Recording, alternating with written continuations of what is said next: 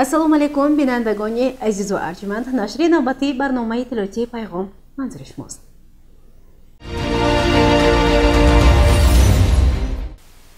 дар ҷараёни сафари корӣ ба шаҳри Панҷакент, муовини якуми раиси вилояти Суғд Суҳайли Қурбонзода бо ҳамроҳии раиси шаҳри Панҷакент Абдухолиқ Холиқзода бо рафти бунёди як силсила иншооти ҷашнӣ корҳои ободониву созандагӣ, сабзу хӯрамгардонӣ ба муносибати 35-уми солгарди истиқлоли давлатии ҷумҳурии Тоҷикистон шинос гардида, инчунин собиқадоронро аёдат намуданд.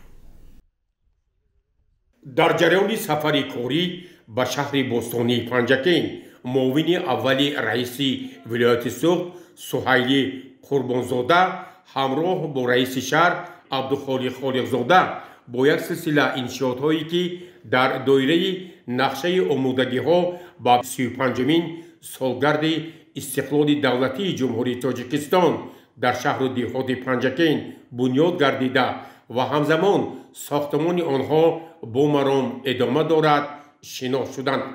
зимни боздиди корӣ муовини аввали раиси вилояти Суғд ва раиси шаҳри Панҷакент нахуст бо ҷараёни таҷдиду азнавсозӣ маркази тиббии Шифо воқеъ дар соҳили руди Зарафшон шинос шуданд. соҳибкор Абдушафеъ Ҳоҷиев ба намояндагони мақомоти иҷроии ҳокимияти давлатии вилояти Суғд ва шаҳри Панҷакент иттилоъ дод ки дар баробари таҷдиду азнавсозии маркази тиббии Шифо инҷо сохтмони маркази оши палов, варзишгоҳ, ҳавзи моҳипарварӣ ва ҳамзамон корҳои сабзу хуррамгардонӣ бо маром идома дорад. бо ташаббуси соҳибкор Фариз Қурбонов дар ҳудуди ҷамоати деҳоти Суҷина айни замон сохтмони аввалин корхонаи истеҳсоли шифр дар шаҳри Панҷакент идома дорад. муовини аввали раиси вилояти Суғд Суҳайли Қурбонзода ва раиси шаҳр Абдухолиқ Холиқзода ба ин иқдоми соҳибкор баҳои баланд доданд ва таъкид шуд ки воқеан пас аз мавриди истифода қарор гирифтани корхонаи истеҳсоли шифр имкониятҳо барои таъмини иншоот ва ҳамзамон нисбатан арзон шудани ин намуди масолии сохтмонӣ аҳамияти хеле калон пайдо мекунад. байрони боздид аз гӯшаву канори шаҳри бостонии Панҷакент, муовини якуми раиси вилояти Суғд бо ҳамроҳии раиси шаҳр бо рафти бунёди майдони ба номи Абулқосим Фирдавсӣ дар даромадгоҳи шарқии шаҳри Панҷакент шинос гардида, ҳамзамон бо рафти бунёди хати нави пойгоҳи обу ташноб, бунёди Кӯдакистон ва маркази хидматрасонӣ дар деҳаи Суҷина, инчунин Кӯдакистони замонавӣ дар деҳаи Навобод, Толор ва майдони варзишӣ дар деҳаи Марғидари ҷамоати деҳоти Рӯдакӣ шинос шуданд. мавриди зикр аст ки дар шаҳри Панҷакент ҷамъияти дорои масъулияташ маҳдуди маҳсул асосан ба истеҳсоли сару либоси мактабӣ машғул мебошад.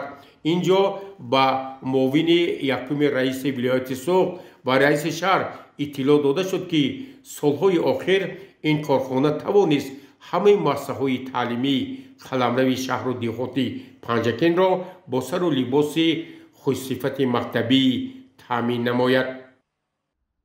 муовини якуми раиси вилояти Суғд Суҳайли Қурбонзода бо ҳамроҳии раиси шаҳр Абдухолиқ Холиқзода бо фаъолияти гармхонаи замонавии ширкати Моғиён Агро шинос шуданд.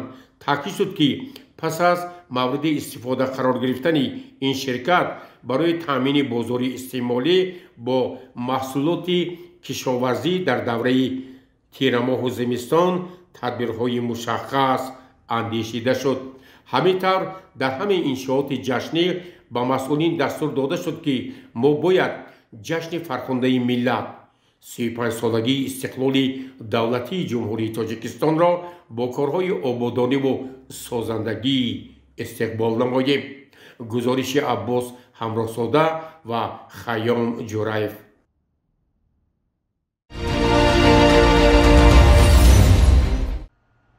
ضمن سفر کوری معاون یکم رئیس ولایت سوخت سهیلی قربانزاده به شهر پنجکند با اشتراک رئیس شهر پنجکند عبدالخالق خالقزاده در جماعت دهاتی یوری پایگاه آبکشی یوری یکم را که با سهمگذاری صاحبکاران دهه حرکت دهنده نو نصب کرده شد و توسط آن بیش از 1500 گکتار زمین‌های خواجگی دهقانی آبیاری می شود بعد تعمیر و تجدید مورد استفاده قرار داده شد.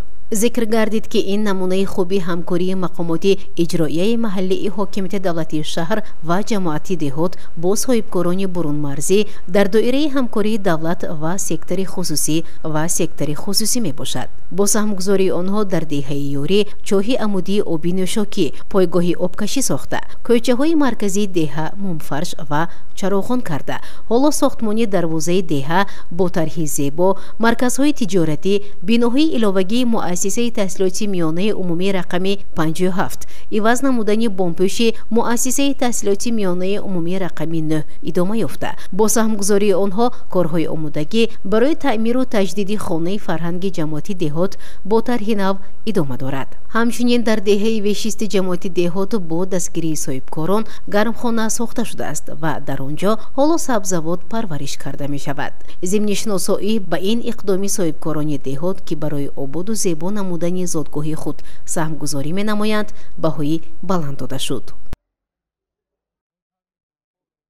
در خواجگی‌های دهقانی و انفرادی و شخصی شهر پنجکند کشتی کارتوشکا که این بهار در میدان 3900 گکتار پیش بینی شده است با استفاده از روزهای آفتابی با مرام ادامه دارد. در زمین‌های موضع قبوله جماعتی دهاتی خلیفه حسن که دهقانان اولی ماه مارت کارتوشکای بروقتی شنویده بودند آن علاقه سبزیده است. ضمن سفری کاری به شهر پنجکند معاون یکم رئیس ولایت سوخت سهیلی قربانزاده با رئیس شهر پنجکند عبدالخالق خالقزاده با رفت کشتی کارتوشکا در خواجگی‌های دهقانی جماعت‌های دهاتی خلیفه حسن و یوری شناس شدند. اطلاع داده شد که سال روان در جماعت دهاتی خلیفه حسن در میدان 505 و جماعت دهاتی یوری در 580 گکتار شنویدن کارتوشکا پیش بینی شده تا امروز کشاورزان متناسباً در میدانی زیاد از 200 گکتار کارتوشکا کشت کردند و این کار همه روزه ادامه داده می شود. در زمین‌های دامن فراخی جماعت دهاتی یوری با استفاده از تجهیزات کارتوشکا شنونی کشت را ادامه می‌دهند. این اصول امکانیت می‌دهد که از روزهای آفتابی با ثمر استفاده برده دامن میدانی کشت را وسیع نمایند. با کشاورزان توصیه داده شد که کشت را وسعت داده نقشه پیش بینی شده را در مهلت کوتاه به اجرا رسانند. باید گفت که در مجموع تا این مدت در شهر پنجکند در میدان بیش از 900 گکتار کارتوشکا شنویده شده است.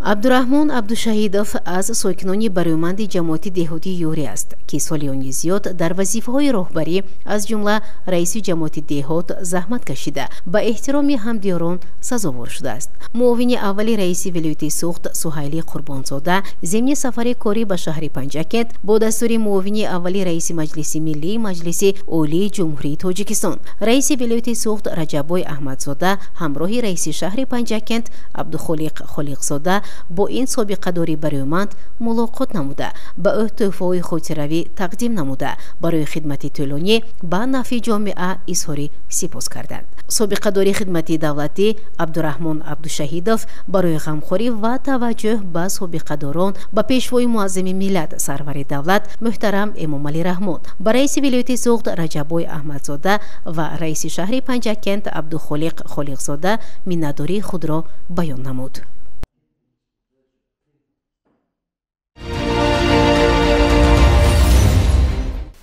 ادامه برنامه با مقصد سبز و خرمگردانی یکی از موضع‌های زیبا منظری پنجکند هفت کل در دایره لایحه شریکان رشد معرکه نهالشنانی دایر گردید. متوجه باشید به گزارش دلیر بازار.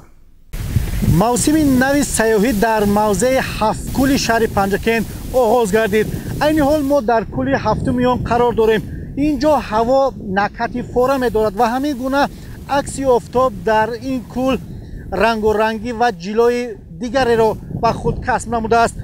واقعا سالهای اخیر با برا ماندن کارهای ضروری از قبیل بنیاد آشخانه و مهمانخانه ها در این موضع شماره سیاحان داخلی و خارجی زیاد گردیده ایستادند. با آغاز موسم نو سیاحی در موضع هفت‌کول همروزه سیاحان زیادی داخلی و خارجی به اینجا میآیند، زیرا هفت‌کول یکی از زیباترین منطقه‌هایی است که با هفت‌کول رنگ و برنگ خود هر یک سیاح را متحیر می‌سازد. در این هفت‌کول مجموعه کول‌های را دارد که در شمال تاجیکستان در وادی زرافشان حدود معمولی شهر پنجکن جایگیر بوده به یادگاری‌های بی‌نظیر تاجیکستان شامل است. به استثنای آنکه هفت‌کول خیلی منظره‌های زیبا و دلفریب دارد تا به این موضع راه ماشینگر نیز ساخته شده است. جهت پیدایش هفت‌کول روایت‌های زیادی در بین ساکنان محلی موجود میباشد، اما جهت علمیش باشد آن را به زمین لرزه وابسته می‌داند که در نتیجه در چند جای شینگدرک کوچش کوه انجام می‌شود و پیش ری دریاچه بسته می‌شود. کول‌ها از پایان به بالا با نام‌های میژگان، سایه، هوشیار، نوفین، خوردک، مرغزار و هزار چشمه جایگیر بوده با رنگ و رنگی و زیبایی خود از یکدیگر فرق می‌کنند. آبرای این کول‌ها خیلی جالب میباشد، یعنی از یک کول به کول دیگر آب به تگ زمین جاری میشد و این روند تا کول پایانی عیناً همین خیل ادامه مییابد. خلاص عامل‌های زیادی هستند که مهمانان داخلی چه که سیاحان خارجی را هم مفتون میکنند. ما موضع هفت‌کول را بازدید نموده ایستاده‌ایم. البته در آغوش کوه‌های سربلند بودن این کول‌ها جالبیت و زیبایی آن را دیگرگون نموده است. این موضع زیبای تاجیکستان را تماشا نموده لذت بی‌مثلی را برداشت نموده ایستاده‌ایم، زیرا هر یک پی هم از دیگر زیباتر و مفتون کننده تر است. ما از شویتساریا و این دوستی ما باشد از ایتالیا می باشد. واقعا زیبایی طبیعت تاجیکستان دلخواه نفر را به خود جلب می. از این لحاظ ما آن را بسیار عالی دریافتیم. در حقیقت درست است، هم فضای طبیعی نادر و هم مردم صمیمی، در عموم خیلی زیبا. گفتم با مورد است که سالهای اخیر با مقصد جلب هرچی بیشتر سیاحان در این منطقه پایگاه‌های سیاحی بنیاد گردیده است که سیاحان میتوانند استراحت و فراغت بیشتر نموده حتی چند شبانه روز در اینجا بمانند. همچنین با مساعدت مقامات اجرایی محلی حکومت دولتی شهر پنجکن در همکاری با شریکان رشد در دایره مرحله دوم تطبیق لایحه اداره‌کنی همگرایی ذخیره‌های طبیعی در وادی زرافشان برای رشد عادلانه و استوار با مقصد اجرای برنامه دولتی رشد ساحه جنگل در جمهوری تاجیکستان برای سالهای 2022-2026 و برنامه دولتی کبودزارکنی در جمهوری تاجیکستان برای دوره تا سال 2040 در شفت کل هفتم هفت‌کول هزار چشمه با اشتراک مسئولان شهر و لایحه مذکور و کارمندان مؤسسه دولتی خواجگی جنگل شهر و اختیاریان حشر نهادشونی برگزار شد. امروز با کارمندان مؤسسه دولتی خواجگی جنگل شهر پنجکن در موضع هفت‌کول جماعت دهات شینگی شهر پنجکن معرکه نهالشینانی را آغاز نمودیم که امروز ما همکاری با برنامه رشد دهال زیاده از 3000 بیخ نهال‌های میوه دهنده در این موضع شینانده ایستاده‌ایم. ما همکاری با شریکان رشد در مؤسسه دولتی خواجگی جنگل شهر پنجکن دوام 3 سال زیاده از 100 گکتار جنگلزارها را بنیاد و برقرار نمودیم که این برای زیبا نمودن طبیعت دیار ما کمی باشد سهم خود را گذراندیم. در این روز حشرچیان در میدان بیش از 10 گکتار 3900 بیخ نیولان درختان سیب، زردآلو و چهارمغز که به اقلیم بلنکو مطابقند با رعایت قاعده‌های اگرتکنیکی و زیر نظر متخصصان شینانیدند. طور اطلاع داده شد در مرحله دوم بنیاد باغ کوهی اطراف آن پنجره بندی شده از حال نشو و نما و حفظ آن زیر نظارت گرفته شده است. اظهار امید کرده شد که بعد مدت سیاحان و مهمانان از تماشا و میوه‌های این باغ نوبنیاد بلنکو لذت میبرند و آن زیبایی‌های این موضع سیاحی را می‌افزاید.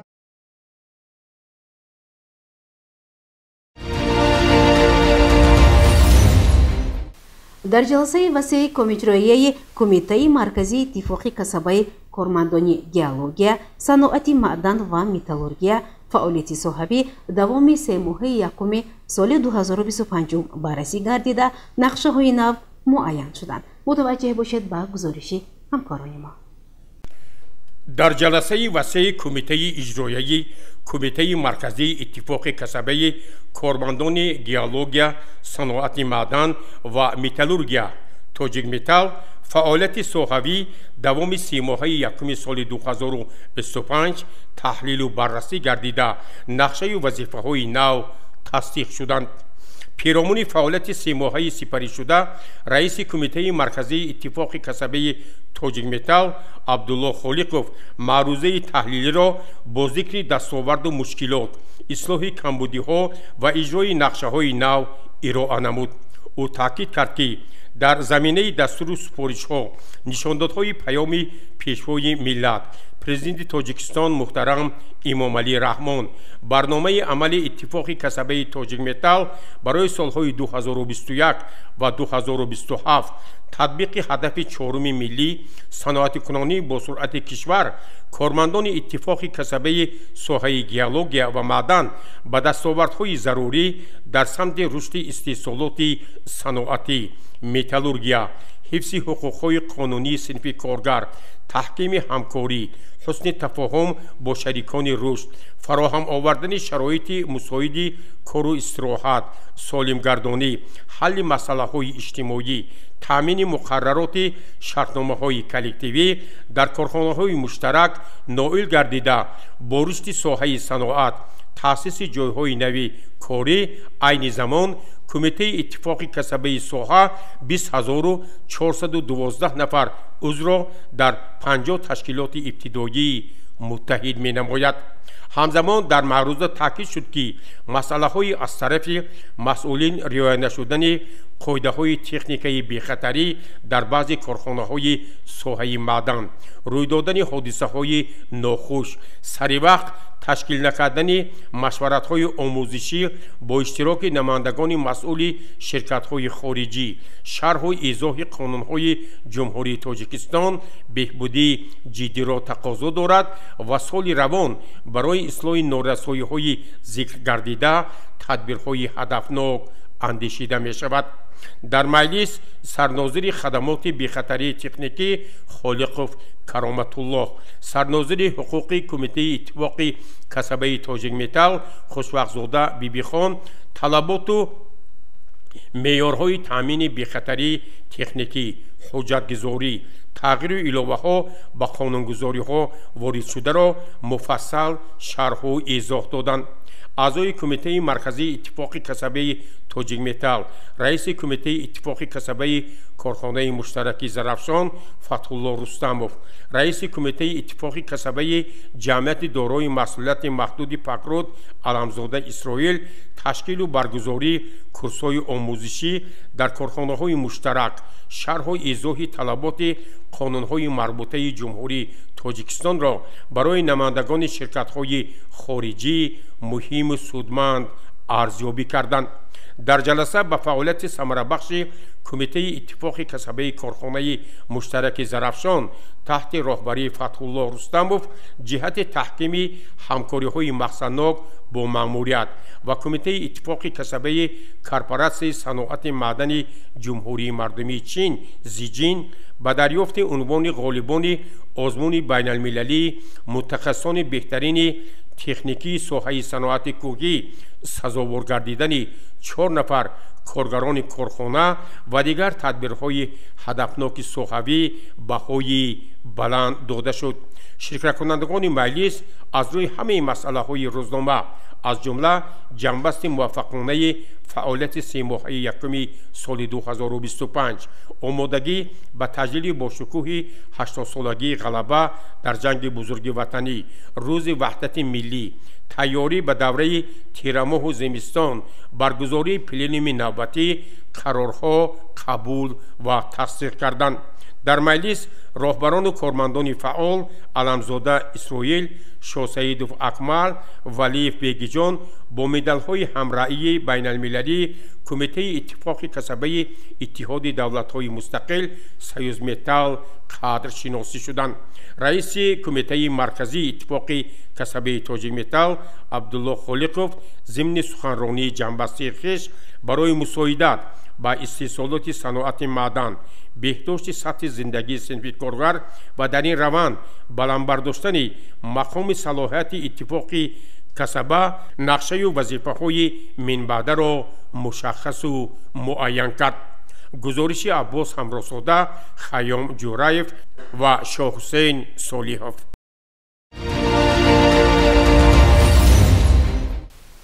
با مقصد دستگیری و هوسمندگردانی بانوان هنرمند در تالار کاخ فرهنگی شهر پنجکند ملاقات سودمند برگزار گردید. طبق نقشه کاری شعبه کوربوزانان و عائله مقامات اجرایی حکومت دولتی شهر پنجکند جهت تامین اجرای قرار حکومت جمهوری تاجیکستان درباره گرانت‌های پرزیدنت جمهوری تاجیکستان جهت دستگیری و رشد فعالیت صاحبکاری زنان برای سالهای 2021-2025 قرار رئیس ولایت سوخت درباره تأسیس و جدا نمودن گرانت‌های رئیس ولایت جهت دستگیری و رشد فعالیت صاحبکاری زنان هنرمند و ایجادکار برای سالهای 2021-2025 و قرار رئیس شهر پنجکند درباره تأسیس و جدا نمودن گرانت‌های رئیس شهر جهت دستگیری و رشد فعالیت صاحبکاری هنرمندان برای سالهای 2025-2026 اعلان آزمون برای هنرمندان جهت نایل گردیدن به گرانت‌های پرزیدنتی ولایتی و شهری در تالار خرد کاخ فرهنگی به نام علیم بابایف شهر پنجکند با اشتراک هنرمندان شهر و دیهاتی پنجکند ملاقات برگزار گردید. در ملاقات مدیر شعبه کاربازانان و عائله مقامات اجرایی محلی حکومت دولتی شهر پنجکند همزیره زمان و مدیر شعبه اقتصاد سودا و مانیتورینگ نگینا اکرامی دیرکتوری مرکز دستگیری حقوق پسیخولوژی نظام دل در شهر پنجکند دلفوزه ایسوی و معاون سردار ریاست اگنتی مهنت و شغل اهالی روزی و اشتراک و سخنرانی نموده. اید به هنرمندی، احیای هنرهای قدیمه، تأسیس جایهای نویکاری، تیار نمودن شاگردان، به کار جلب نمودن زنان و دختران خانشین از محلهای دوردست ابراز اندیشه نمودند. قید گردید که امروز با دستگیری حکومت جمهوری تاجیکستان برای رشد هنرمندی و دستگیری هنرمندان برنامه گرانتی راه اندازی گردیده است که هنرمندان می توانند جهت رشد و رونق دادن هنر خود تأسیس کارهای نوی هنرمندی با شاگردان آموزانیدن هنرهای خود احیای عنعنه و سنت‌های نیک نیاگان هنرهای قدیمه دستی با مانند زردوزی، گلدوزی، سوزنی دوزی، اطلس و ادرس بافی، زنبوری اصل پروری، دوزندگی، قراقدوزی، چوبگری، کلالگری صاحب گرانت‌های پرزیدنتی ولایتی و شهری گردند. گزارش مرتبه رحمان و خیام جورایف.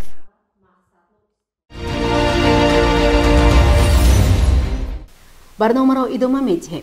با اقدام بانوی صاحبکار موزونه عبدالرحمانова در شهر پنجکند تالار عروسی موزونه با طرح زیبا و شرایط مساعد افتتاح یافت. استقلالیت دولت دستاورد بزرگ در تاریخ دولتداری تاجیکان می باشد.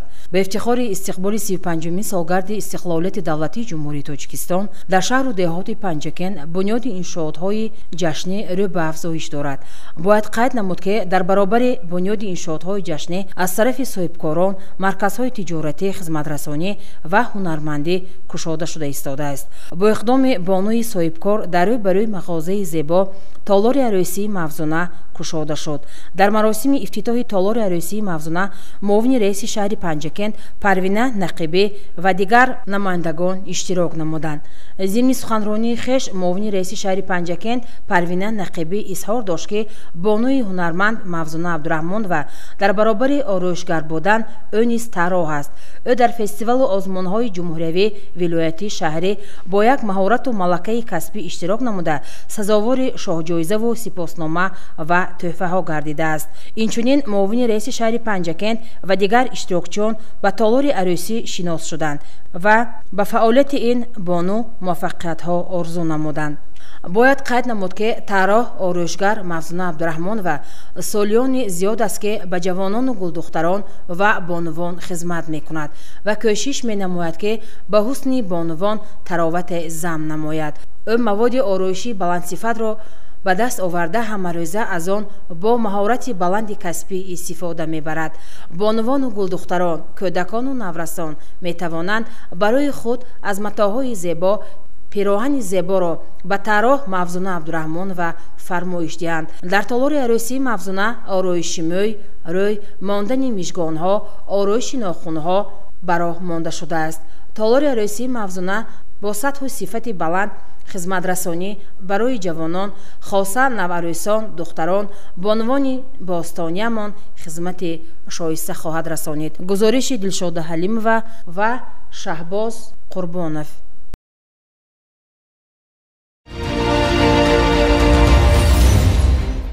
бахшида ба рӯзи байналмилалии ёдгориҳои тарихӣ ва мероси бостониҳои тоҷикистон дар муассисаи давлатии осорхонаи ба номи устод Абу Абдуллоҳ Рӯдакӣ 90-солагии бостоншиноси номвар нахуст кашофи Саразм Абдуллоҷон Исоқов конфронси ҷумҳуриявии илмӣ баргузор гардид.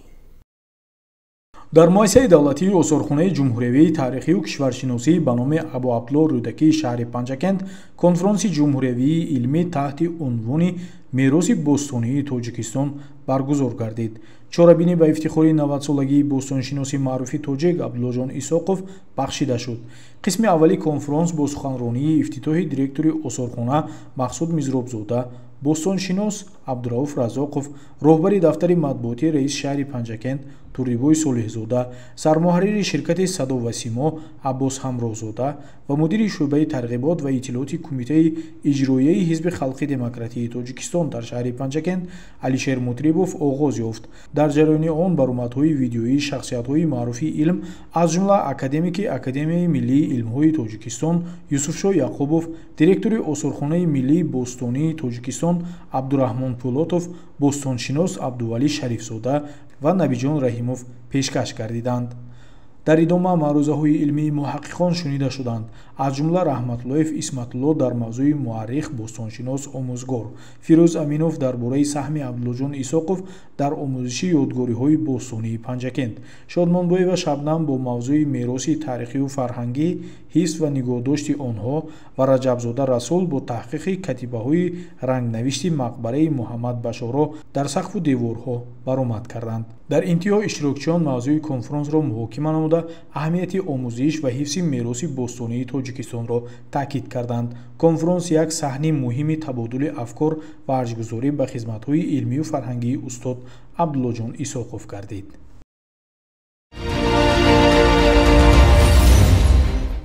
идомаи барномаи иттилоъотии пайғом. дар варзишгоҳи марказии шаҳри Панҷакент мусобиқаи футбол байни дастаҳои Саразми Панҷакент ва Шодмони шаҳри Ҳисор баргузор гардид. мутаваҷҷеҳ бошед ба идомаи ин мавзӯъ. дар варзишгоҳи марказии шаҳри Панҷакент санаи 20 апрели соли ҷорӣ бозии футбол байни дастаҳои Саразм ва Шодмон дар давраи сеюми чемпионати лигаи футболи кишвар баргузор гардид. дар ин бозӣ дастаи футболи Саразми шаҳри Панҷакент бо ҳисоби 2-4 шикаст хӯрд. дастаи Шодмони Ҳисор бо нишон додани бозии хуб ба пирӯзӣ ноил гардид. футболбозони дастаи Шодмон Мирзозода дар дақиқаи 7, Зокиров дар дақиқаи 18 ва 58 ва Узбекзода дар дақиқаи 75 тӯбҳоро ба дарвозаи рақиб заданд. дастаи Саразм бошад бо голҳои Исмоилов дар дақиқаи 65 ва Саидов дар дақиқаи 85 кӯшиш намуд ки вазъиятро беҳтар созад, вале наметавонистанд натиҷаи мусовӣ ё пирӯзиро ба даст оранд. ёдрас мекунем ки санаи 12 апрел дар даври дуюми бозӣ байни дастаҳои Саразм ва Норак мусовӣ анҷом ёфт. ёдрас мекунем ки санаи 12 апрел дар даври дуюм бозӣ байни дастаҳои Саразм ва Норак мусовӣ анҷом ёфт. умедворем ки дастаи Саразм дар бозиҳои минбаъда маҳорати худро нишон медиҳад ва барои мухлисон хурсандии бештар меорад.